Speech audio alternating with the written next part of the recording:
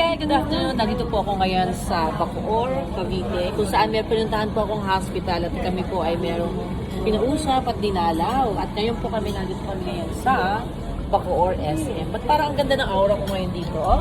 Tingnan mo, parang maganda aura ko dito. Maliwala. So kami po ay pumunta dito sa SM Bacoor at kakain po. Umorder po kami ng puchero. Ayun, puchero at saka itong lumpia. Huwag sana bumagsak sa puchero ang ating telepono. So kakain po kami. So mama po kayo sa amin. At kami po ay magsisimula po na aming lunch. Parang ang ganda ng aura ko kahit walang tulog. Guys, wala akong tulog. Galing po ang trabaho. Ay, na talaga. Hindi pa ako makapomodo kasi gutom na gutom siya. So nandun po sa Bacoor at sama-sama po tayo dito. So ayan guys. So kain tayo. Tara. Tagal ko nang hindi kumakain ng puchero. Grabe, ang sarap. So, para iba talaga itsura ko dito. Wala pang tulog to, ha. Boom panis.